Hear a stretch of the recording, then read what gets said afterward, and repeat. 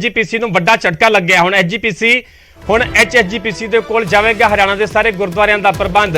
ਐਚਐਸਜੀਪੀਸੀ ਤੇ supreme court ਦੇ ਵੱਲੋਂ ਵੱਡਾ ਫੈਸਲਾ ਸੁਣਾਇਆ ਗਿਆ। ਹਰਿਆਣਾ ਸਿੱਖ ਗੁਰਦੁਆਰਾ ਮੈਨੇਜਮੈਂਟ ਐਕਟ 2014 ਨੂੰ ਹੀ ਮਾਨਤਾ ਬਰਕਰਾਰ ਰੱਖੀ ਗਈ ਹੈ। ਐਕਟ ਨੂੰ ਚੁਣੌਤੀ ਦੇਣ ਵਾਲੀ ਪਟੀਸ਼ਨ ਕੋਰਟ ਦੇ ਵੱਲੋਂ ਖਾਰਜ ਕਰ ਦਿੱਤੀ ਗਈ। ਐਚਜੀਪੀਸੀ ਨੇ ਐਕਟ ਨੂੰ ਸੁਪਰੀਮ ਕੋਰਟ ਦੇ ਦਰਸਲ ਚੁਣੌਤੀ ਦਿੱਤੀ ਸੀ। ਹਰਿਆਣਾ ਦੀ ਹੁੱਡਾ ਸਰਕਾਰ ਵੇਲੇ ਲਿਆਂਦਾ ਗਿਆ ਸੀਗਾ ਐਕਟ। ਫੈਸਲੇ ਖਿਲਾਫ ਰਿਵਿਊ ਪਟੀਸ਼ਨ ਪਾਵੇਗੀ ਐਚਜੀਪੀਸੀ ਨੇ ਵੀ ਸਾਫ਼ ਕੀਤਾ ਗਿਆ ਕਿ ਜੋ ਸੁਪਰੀਮ ਕੋਰਟ ਦਾ ਫੈਸਲਾ ਹੈ ਇਸ ਫੈਸਲੇ ਦੇ ਖਿਲਾਫ ਰਿਵਿਊ ਪਟੀਸ਼ਨ ਪਾਈ ਜਾਵੇਗੀ।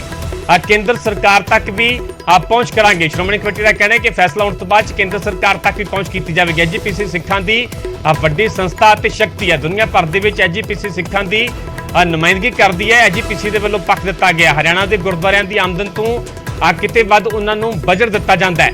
ਤੁਹਾਨੂੰ ਦੱਸ ਦਈਏ ਕਿ ਹੁਣ ਤੱਕ ਹਰਿਆਣਾ ਦੇ ਵਿੱਚ 4 ਗੁਰਦੁਆਰੇ ਹੀ ਐਚਜੀਪੀਸੀ ਦੇ ਕੋਲ ਸਨ। ਕੁਰੂਕਸ਼ੇਤਰ, ਗੁੱਲਾ ਚੀਕਾ, ਥਾਨੇਸਰ ਅਤੇ ਜਗਾਦਰੀ ਗੁਰਦੁਆਰਿਆਂ ਦਾ ਪ੍ਰਬੰਧ ਐਚਜੀਪੀਸੀ ਦੇ ਕੋਲ ਸੀ, ਜਦਕਿ 48 ਗੁਰਦੁਆਰੇ ਅਜਿਹੇ ਨੇ ਜਿਨ੍ਹਾਂ ਦਾ ਪ੍ਰਬੰਧ ਅਜੇ ਤੱਕ ਐਚਜੀਪੀਸੀ ਹੀ ਕਰ ਰਹੀ ਸੀ। ਤੇ ਹੁਣ ਸੁਪਰੀਮ ਕੋਰਟ ਦੇ ਫੈਸਲੇ ਦੇ ਮੁਤਾਬਕ ਹਰਿਆਣਾ ਸੂਬੇ ਦੇ ਸਾਰੇ ਹੀ ਗੁਰਦੁਆਰਿਆਂ ਦਾ ਪ੍ਰਬੰਧ ਐਚਜੀਪੀਸੀ ਦੇ ਕੋਲ ਜਾਵੇਗਾ।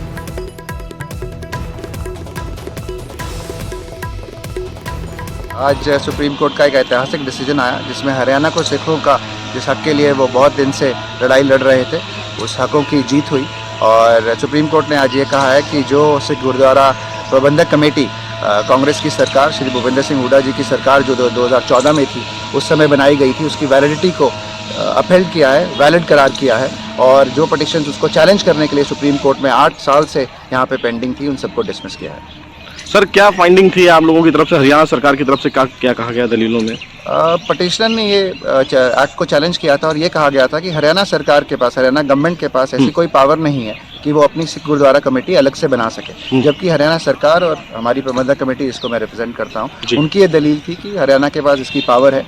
और 1966 के बाद जब हरियाणा और पंजाब अलग हो गए उसके बाद हरियाणा के पास हमेशा ये पावर रही कि वो अपना एक्ट ला सकें। 2014 तक ये एक्ट नहीं आया और अब 2014 में 66 के बाद इस एक्ट को लाया गया जो कि इसका चैलेंज इस सुप्रीम कोर्ट में पिछले 8 साल से पेंडिंग रहा। और आज सुप्रीम कोर्ट ने वो चैलेंज को डिसमिस कर गुरुद्वारा प्रबंधक कमेटी के मैंबर साहबाना वालों सारियां संगतां दे वालों और नाल ही मैं शुक्रगुजार हाँ 10 पातशाहियां दी आत्मक जोत धन धन श्री गुरु ग्रंथ साहब महाराज जी दा जिन्हां दे कोल नित असीं अरदासां कीतियां ते गुरु ने अरदास प्रवान कीती है कि हरियाणा विचले इतिहासक गुरुद्वारियां गुरधामां दी सेवा संभाल हरियाणा दीयां सिख संगतां नूं मिले।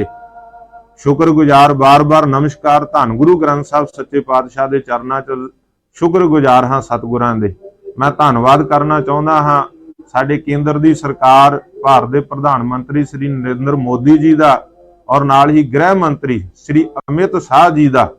मैं समझदा उन्हां ने हरियाणे दे सिखां नूं अपने गुरुद्वारियां दी सेवा संभाल दा हक दिता है। मानयोग सुप्रीम कोर्ट का धन्नवाद करदा हाँ साडे हरियाणा दे मुख मंत्री मानयोग श्री मनोहर लाल खट्टर जी का जिन्हां दे उद्यम ते उपराले होए जिन्हां दा पूरा सहयोग रहा हर तरह की कानूनी लड़ाई दे विच उन्हां ने अपने सरकारी वकीलों नूं भेजिया पूरा सहयोग दिता।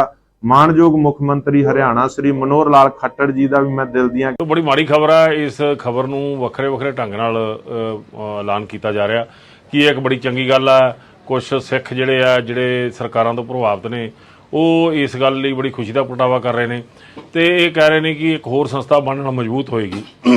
बीजेपी के आगू साहबान भी ये गल कह रहे हैं। मैं जे इत्थे ये गल कह दियां कि हिंदुस्तान के अंदर कई थावां ते पार्लीमेंटां होर बनाईयां जाण तां कि प्रधानमंत्री वध बण ते उन्हां दी पछाण बने, इस गल नाल देश मजबूत होएगा। सो ये दलीलां दे के सिखां दी इस शक्ति नूं कमज़ोर करन दे विच हिस्सेदार बनया जा रहा।